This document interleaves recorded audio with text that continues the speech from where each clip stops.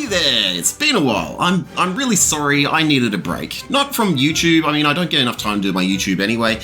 Just from things in general. I went on holiday to beautiful Penrith. Go the Panthers! My partner's brother was getting married, so we decided to make a week out of it. The missus and I really needed this. We haven't had a proper holiday since our honeymoon in 2016. And that time her parents tagged along and they brought their parents. It was actually my first time to New South Wales, first time out of state, except for that one time that I went to New Caledonia. We did all the usual touristy stuff. We went to Sydney Zoo, we went to the Sydney Museum, we went to Sydney Art Gallery, we went and stood in front of the Sydney Harbour Bridge, and I licked the Sydney Opera House. We had a good look around the city. It was bloody brilliant. There's just so much history here. It's the site of the first wave of colonial occupation after all, and some places don't let you forget it. But in Penrith, look what I found. A giant wallaby. It's my friend now. I'm back now and rearing to go. And while I was editing this, Big Finish actually re-released this series. You can download it now. It's like a box set thing, but it's download only. It's far cheaper than buying them all individually, but still far more expensive than listening to them on Spotify. I recommend you do that. So, where were we in this two-part special that definitely needed to be a two-part special? In the last episode, the Doctor got a new companion forced upon him by the Time Lords named Lucy Miller. They fought the Daleks, who were fighting some Daleks. They met Lucy's aunt and Bernard Cribbins, and then later met some people who were laughing as Greek gods, who perpetuate their immortality through a combination of cloning, grooming, and body snatching.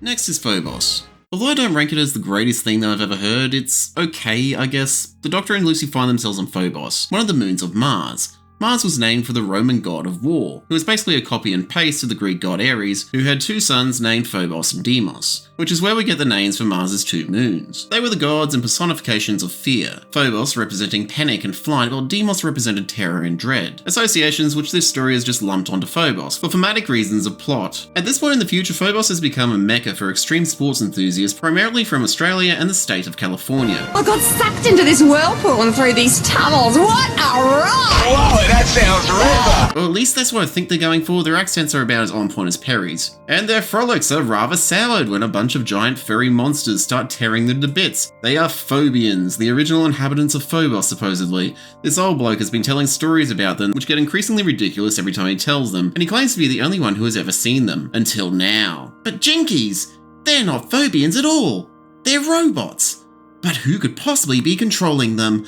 It's up to the Doctor and the gang to find out, and they would have gone away with it too if it weren't for those meddling adrenaline junkies. This is basically Doctor Who done as a Scooby-Doo episode, and the ending is just so dumb. It involves a fear volcano. There's lots of talk about the nature of fear. After all, Phobos is the Greek word for fear, don't you know? There's also stuff that's just plain uncomfortable. One of the characters is from a species that's really big and looks like Hagrid and has all these negative stereotypes associated with them. And there's this guy going around negging people on and affirming their prejudices until a fight breaks out and the poor guy's nearly hate crimed off the moon. He's doing all this to stir up fear and prejudice in order to poison the fear volcano or something, and it's portrayed as like justified but shitty. It's just sort of let go as like a necessary thing that he had to do in the story, but it's just despicable. Overall, the villain is predictable, the end is nowhere near as clever as they think it is, and the thing behind everything the entire time is just plain stupid. The Doctor basically saves the day by doing that thing from Rings of Acca 10, only not with all of his experiences, just all his scary thoughts. I've seen entire species destroyed, civilizations left in ruins. I've witnessed solar systems vanish in the twinkling of an eye. I have seen things you wouldn't believe. I have lost things you will never understand. Moffat, you hack. TLDR, it's not very good. There's a reason why I don't have it on CD. Feel free to skip this one. I did.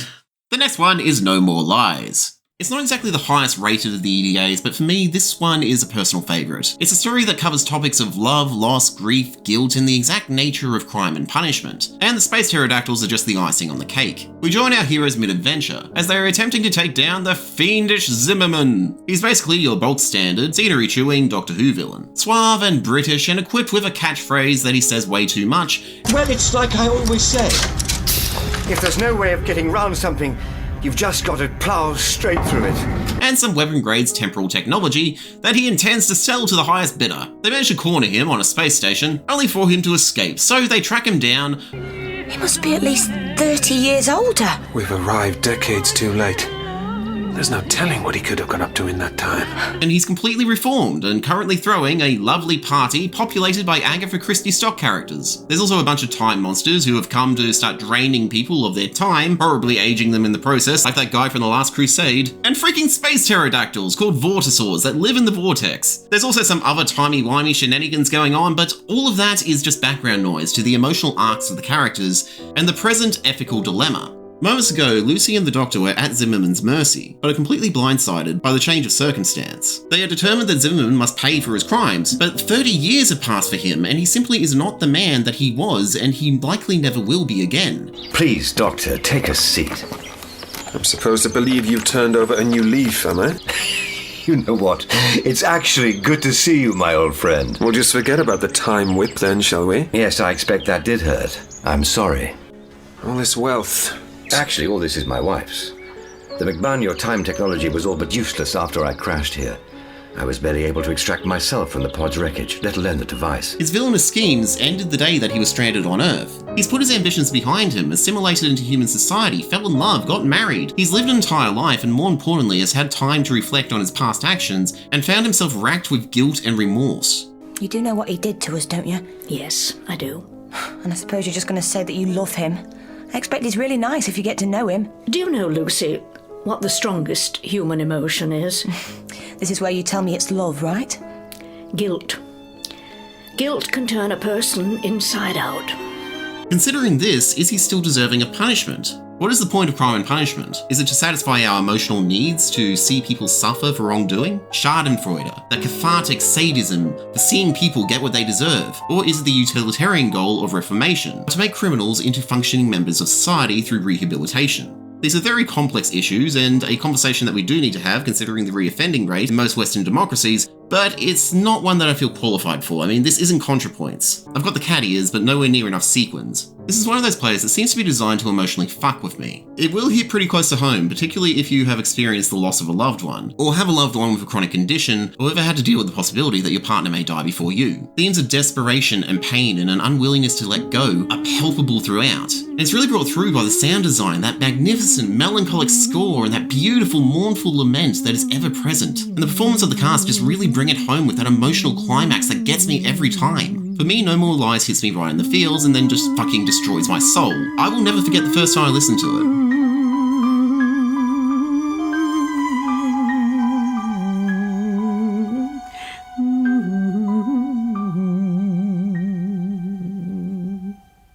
So, at the end of every episode so far, there's been the thinnest thread of a series arc that connects everything together in the form of a character called the Headhunter.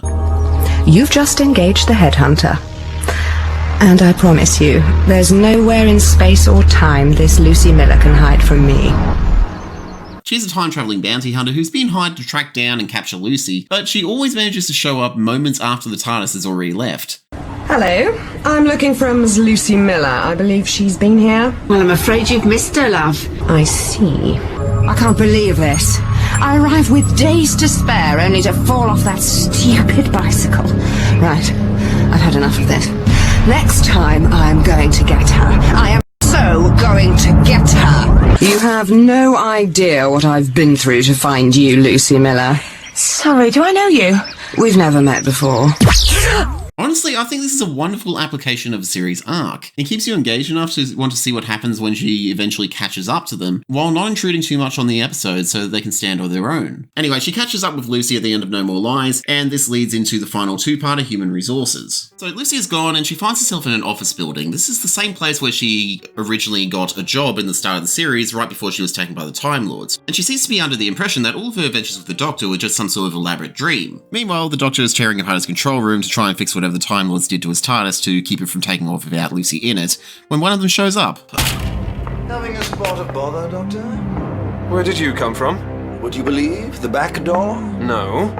Who are you? My name's Straxus. I've been sent by the High Council. He tosses him a time ring and says, "Go and get her and I'll fix your motor." And while you're there, don't look around too much because of the reason. A time ring is a vortex manipulator basically, only a little bit more bling. So the Doctor winds up in the same office building where he is quickly made an executive. He takes Lucy on as his PA and after a bit of deprogramming, together they start investigating what exactly is going on here.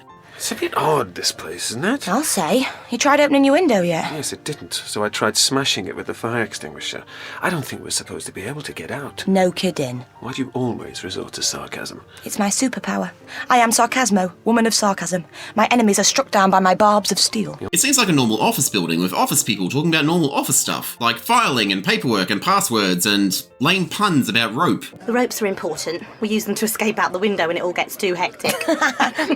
Or if you're just feeling a bit ropey. I bet they also come in useful for roping people into things they don't want to do. Careful, or I'll give you enough rope to hang yourself.